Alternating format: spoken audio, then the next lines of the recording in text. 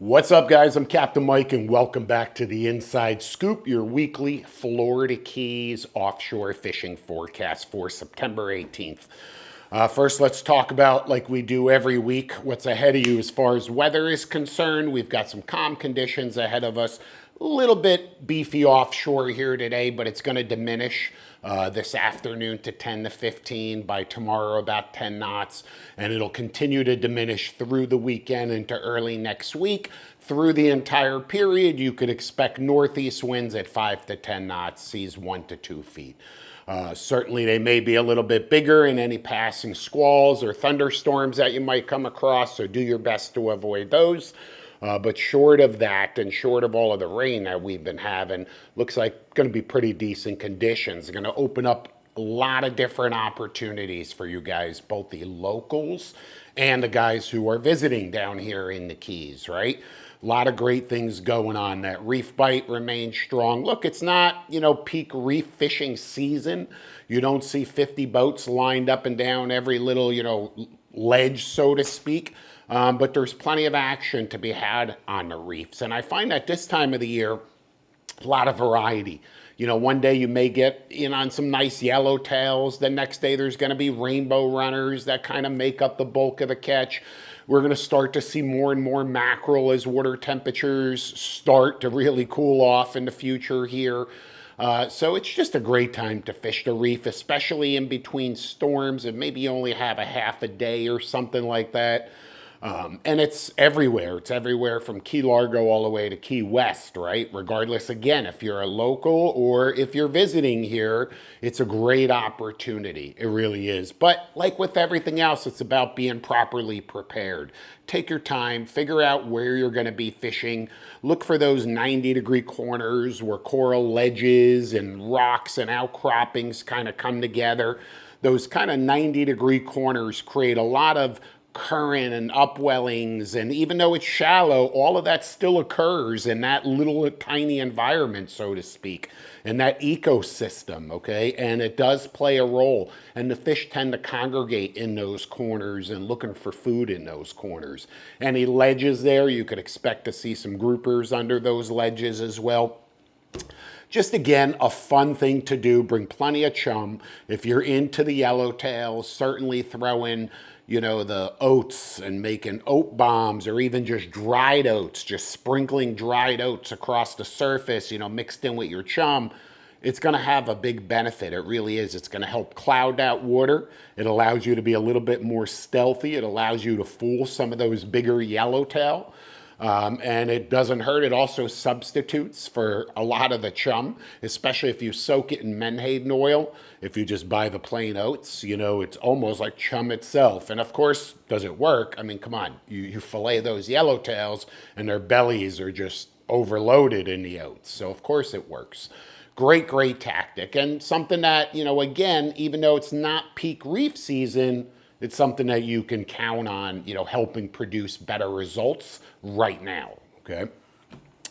Working our way further offshore, before we get out to the Deepwater, in between that reef and, we'll say, gosh, those 400 or 500 foot spots where we start to target yellow eyes, things to that nature, shallow, prior to that, we've got our wrecks, right? We've got all of the wrecks that lie in anywhere from we'll say 125 feet of water to 275 feet of water. That stretch, that zone is really going to produce the best results with a wide variety of different species that could range from mutton snappers to various groupers, cubera snapper, pelagics on those structures as well. Everything from kingfish and bonita and blackfin tuna. Wahoo, of course, associate with those structures. And remember, here in the Keys, when we talk about wreck, unlike a lot of other places where wrecks are these giant 200-300 foot freighters that are sitting on the bottom of the ocean, that's not what we're talking about here at all. A lot of these spots here are small, okay, but it's still a wreck, It's still a piece of structure on the bottom. So that's going to hold bait fish, and you can follow the kind of the food, pyramid up from there, right? But a lot of these spots are hard to find. Some of them are public knowledge. There's not a lot of them because usually when the state of Florida and all of these organizations that are involved in sinking these ships to make artificial reefs, a lot of them are geared towards toward divers, toward diving, right? That industry. So they tend to be a little bit shallower, whereas the best fishing wrecks, I feel, are the deeper ones, right? 135, 165, 175, 200, 225, and that whole range. And a lot of those are, of course, those depths too deep for divers, unless they're really technical. And they're just not easy to find because a lot of them are small. They're small pieces, you know.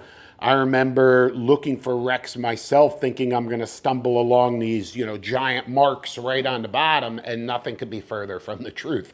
And it took me a while to get dialed in, and I'm sure it'll take you a while to get dialed in to find those smaller spots as well. I think those bigger spots, they hold a lot more predators also, a lot more of the Goliath groupers, a lot more big barracudas, certainly a lot more sharks, okay? And in turn, when you've got a lot of those big predators around on those wrecks, it's hard to get quality fish to the boat. And nothing could be more frustrating than focusing your efforts on, let's say, trophy mutton snapper, being in the right place at the right time, rigged right, right bait, doing everything right, the bite's on, you hook that fish, and halfway up, you just paid your taxes, right? Tax man eats them up.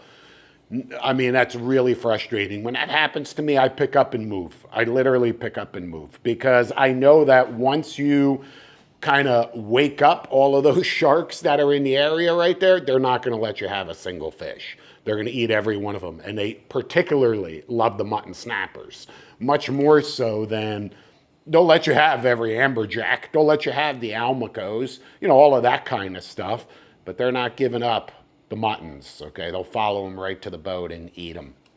Still, those structures are an excellent place to look for action during this, I'm going to call it transitional period. Here we are, mid-late September, summer's behind us, fall is ahead of us, different things are going to be happening. Weather patterns are starting to affect our environment a lot more. Knock on wood, fortunately, we haven't had to deal with any major storms thus far. Hopefully that remains the same throughout the whole season. But still, all of this rain, the cloud cover, you know, northeast winds, just different things happening that are really starting to affect our area out there. And you're going to see that, you're going to see our, you know, our weather play more and more of a role on the fisheries during the coming weeks and certainly during the coming months.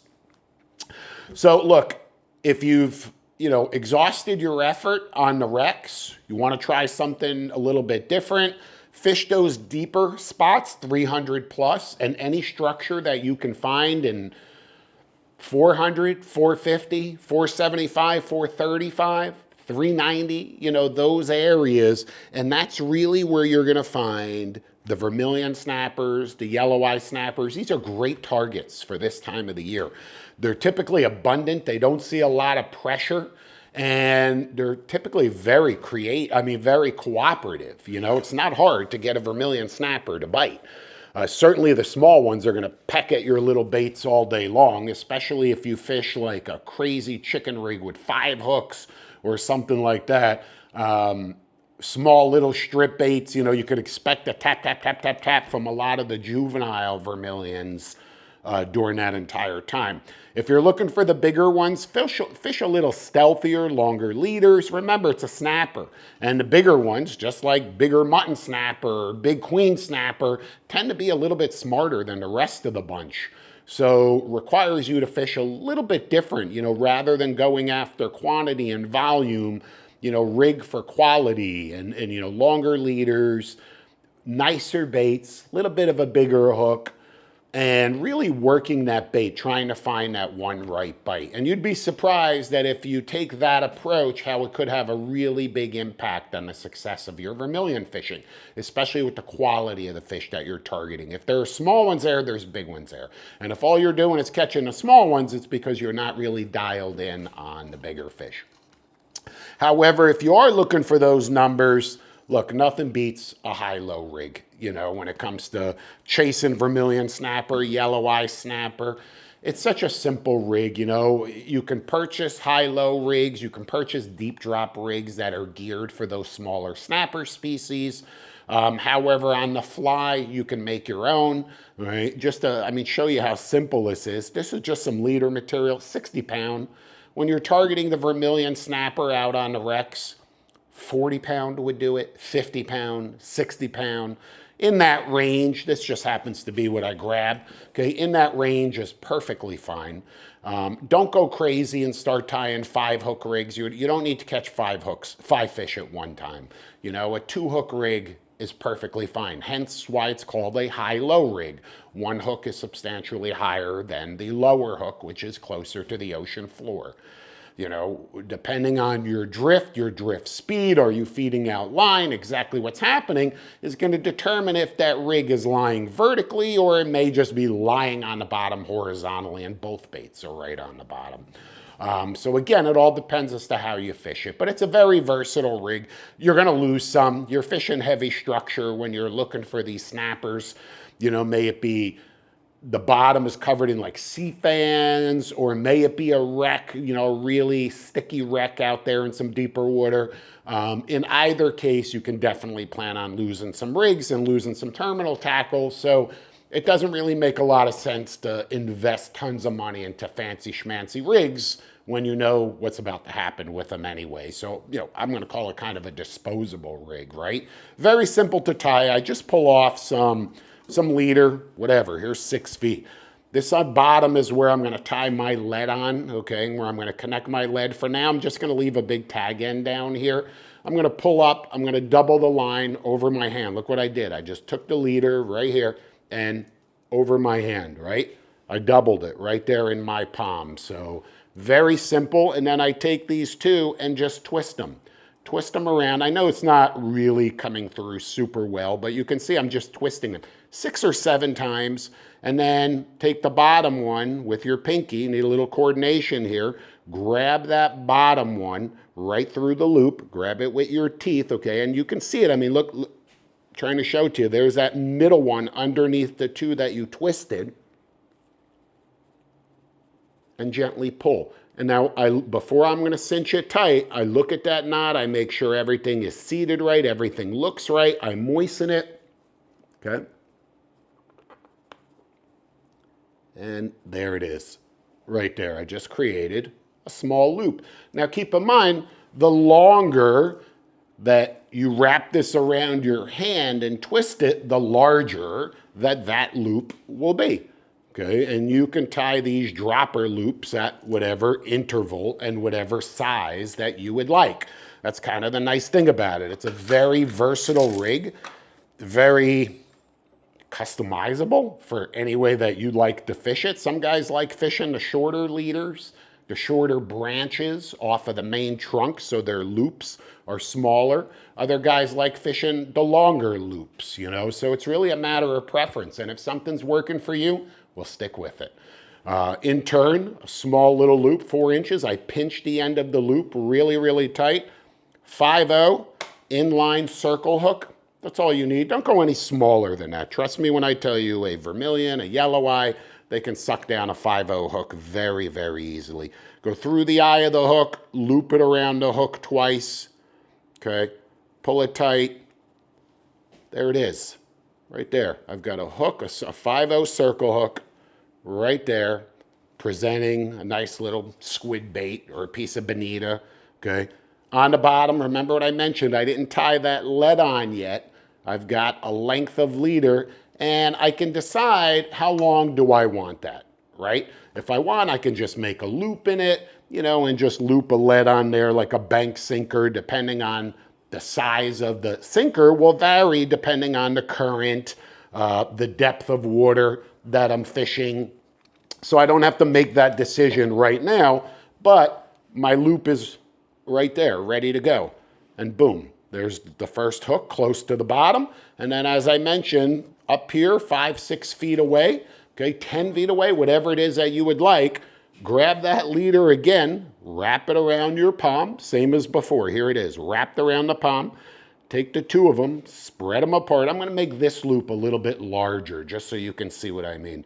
And go around like 5 times at least, okay? If you don't, sometimes that knot will slip. Grab the middle, look at it, moisten it, tighten it, boom.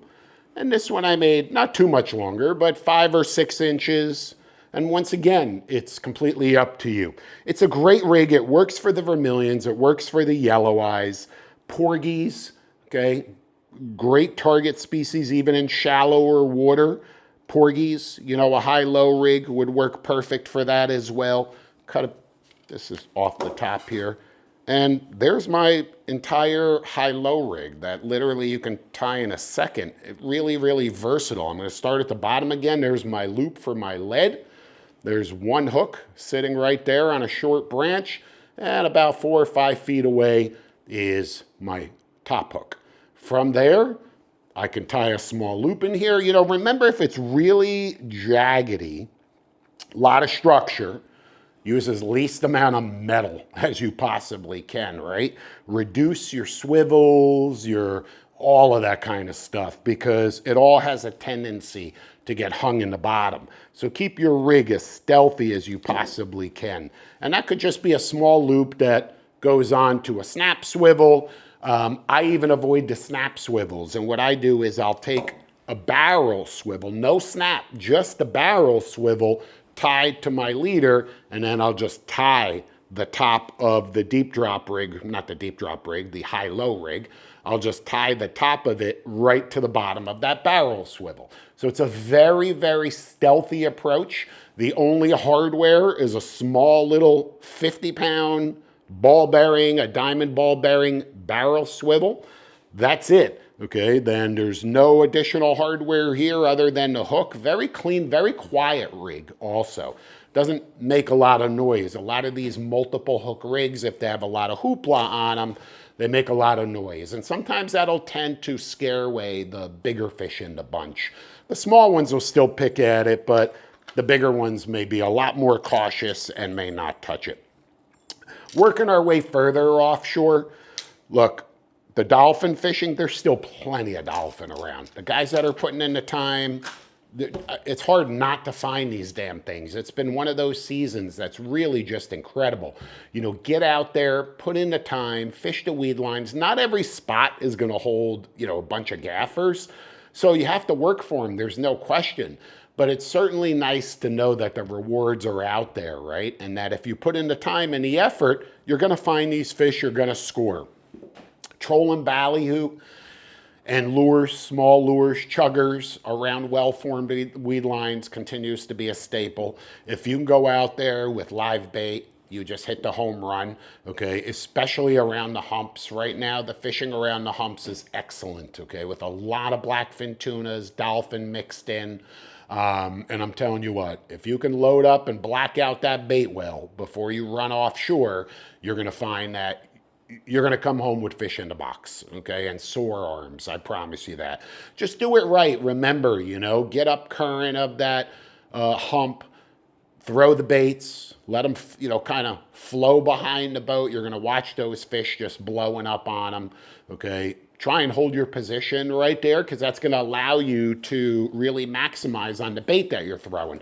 Remember, the current out there is crazy. It's screaming, okay, screaming. You stop your boat, throw a scoop of bait, you're gone, your bait's over there, and your buddy's capitalizing on them, or whoever that guy is in that boat. So you really want to try and fish your own baits, you know, maybe that's a good way to say it, or maximize on your own baits. Just kind of keep that in mind. While you're offshore there, and you're done catching the blackfins and the dolphin, and again, you're going to encounter some sharks out there as well. I promise you, some days the sharks are going to be relentless. They love those blackfin tunas, and other days they'll give you a few fish and they'll be a little bit more friendly, so to speak. I find that those bigger tunas are deeper. There's no question. You can drop a jig down deeper and hook the bigger tunas, but that also gives the shark a much greater opportunity to follow that fish around until it tires closer to the surface, when he will then eat the fish and take your jig along with it. So I don't know, it's kind of a numbers game. It's, it seems like those smaller footballs are more aggressive and they're up toward the surface and you're able to land more of those fish because it's a much shorter fight, right? And they're much more abundant. But like I said, when you're doing battle with a 20-pound blackfin, 20 plus, there's just a lot of time and a lot of temptation for the shark to finally just circle around them, close, the gap, and eventually just take a big bite out of them, if not steal the whole fish altogether. They love them tunas. Nevertheless, when you're done doing that, don't hesitate dropping down to the bottom. The Deepwater deep drop bite right now for queen snappers, for barrel fish, black belly rosefish, also great opportunities, okay? It's a science, it's very technical. You're not gonna go out there, don't expect to go out there on day one and load the box or limit out. That's not how that fishing is done, okay? You've gotta put in a lot of time, a lot of effort, be properly prepared, understand the technicalities of deep water, deep drop fishing and 800 to 1200 feet of water. That's typically the range you're gonna be in for those target species. But once again, if you put in the time, you put in the effort, certainly you're going to be rewarded with some of the most beautiful and best tasting fish in the world as well. So there's nothing quite like a big crimson red queen snapper with sickles on its tail. Let me tell you, boy, that is a special fish, a very special fish. Sword fishing remains good, okay, really, really good. It's such a cool thing, such a cool fishery. I almost wish I could be out there every day sword fishing. But it takes a lot. It takes a lot of effort, a lot of time, a lot of tackle. All right. But once again, here in the Keys, we're very fortunate to have some excellent, fishing grounds, reliable fishing grounds. And perhaps there have been more swordfish caught in the Keys than potentially anywhere. Certainly offshore of Isle Morada, they're legendary at Bud and Mary's, Nick Stanzik, the Stanzik family. Of course, I don't need to mention them. These guys are, I don't know how many swordfish they've caught here, thousands, or some ridiculous number that will never be matched. So kudos, of course. So much hard work and effort goes into those fisheries. And the guys that pioneered it, we're all capitalizing on that now, okay? We're all taking what they put into it, which has evolved and been modified, and everybody kind of takes their own approach, but technically that's how the fishery was developed. Very primitively, manual fishing, no power assist equipment, in the chair fighting that fish one-on-one. And I caught a lot of big ones. So really, really cool stuff if you look at the history of sword fishing here in the Keys. And it remains strong. We're very fortunate that it remains strong, and that if we go out there, we rig properly, we fish properly, we prepare properly, we execute properly, and from there, it's in the hands of the fish gods, right? But you're gonna get a bite, you're gonna get bit, you do it right, you're gonna have your shot. From there, take a deep breath, slow it down. I'm guilty of getting very excited when we're hooked up to a swordfish. That buoy goes over, or you're bringing a fish up from the bottom and you just don't know yet, how big it is. You're guessing, right, the entire time. But so exciting, so rewarding. Definitely the most technical fishery I've ever encountered. I mean, I've trolled for blue marlin throughout the Pacific. I've caught giant bluefin tunas in the Northeast. Been very fortunate to experience different fisheries in different places. Very humbled and lucky to have done those things. But I'm going to tell you that, in my opinion, daytime sword fishing is equally, if not more technical than all of those fisheries, simply because you're dealing with such extreme elements, okay? You're way offshore, you're very, very deep water, presenting baits in that deep water while fighting a treacherous current that some days is just, raging. And then, of course, you have the sea conditions and the wind and all of the other factors. A lot of line out, a lot of lead, and just trying to detect that one little bite, from so far away, and reacting accordingly, and all of the different pieces to the puzzle coming together. Wow, really something special. Working our way west toward Key West, what a cool place Key West is. So many people go down there and fish, you know, there's obviously a ton of charter boats. There's some head boats there that obviously fish way offshore. A lot of people trailer their boats. You know, I don't want to say Key West, I don't feel is the top destination for trailer boaters. Okay, it doesn't seem like trailer boaters aim for Key West and say, hey, I'm coming down to the Keys and I'm going down to Key West. Some do, there's no question. Some do. And for good reason, because let me tell you something that puts you within reach of some of the most richest fishing grounds in the world. Okay, and that's the dry Tortugas, an area, you know, beyond there. There are fleets and crews down there in Key West who regularly fish the dry Tortugas. And they'll tell you, they're in the fishing capital of the world. Okay, there's nowhere else that they could potentially fish to provide the variety and the quality of both bottom fish and pelagic predators. I mean, it is a mecca. Does not mean every time you're going to go out there, you're going to load up. It's like everything else. You need the local knowledge, right? You need to be dialed in. You need to understand the area in a really in-depth way. And that only comes with experience and time. There are no shortcuts to that fishery or any fishery. Remember that. And that's, I guess, the lesson I'd like to share here today with today's Inside Scoop, is not only giving you that overview on the fisheries that are happening here in the Keys, but really just a couple of general tips. You know, one is just, you know, how you look at fishing and how you prepare for your trips and how seriously you take it. Well, that's what you're going to get out of it, you know, and how much time and effort you put into it. You know, like I said, there are no shortcuts. You know, if you're like me, you eat, breathe, sleep, dream, think fishing, you know, all of the time. I don't care. I've been fishing for 50 years, and every trip that I go on, I feel like I'm still learning something new. You know, I'm still fine-tuning my tactics. Anyone out there who says that they're 100% dialed in and that they have nothing left to learn, well, shame on you, okay? Because that's not what this sport is about. That's not what this, you know, pastime, this passion is about. That's actually what's led me, you know, throughout my career of finding and publishing Florida Sport Fishing Magazine, branching off into Florida Sport Fishing TV, our new series, Captain Mike's Rigging Station, and now really taking the ultimate leap with the Florida Keys Offshore Fishing Academy.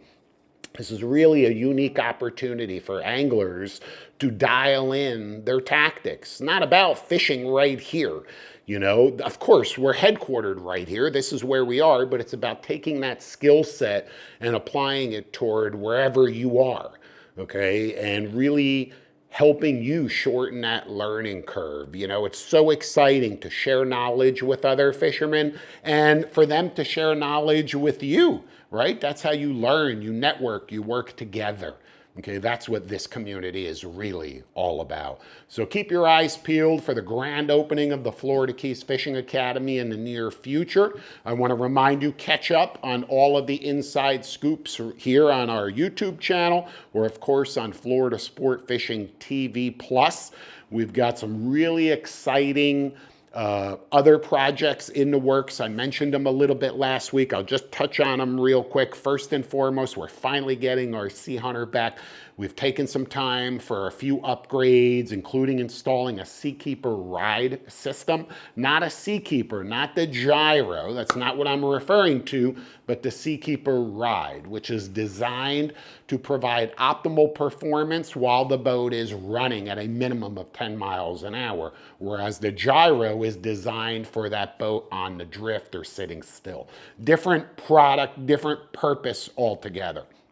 So certainly looking forward to sharing what the results are, what the differences are. We're going to put it all out there. I've got nearly 1,000 hours below my belt with this cat without the Seakeeper ride, so I'm incredibly anxious to see how she performs with the system. And hopefully this time next week, I'll be able to share that with you. We've got a really exciting online video seminar series, legit courses that are in the works. Once again, all designed to help you shorten that learning curve and to be more successful out on the water. Guys, thanks for watching. Get out there, get hooked up. I'll see you out there.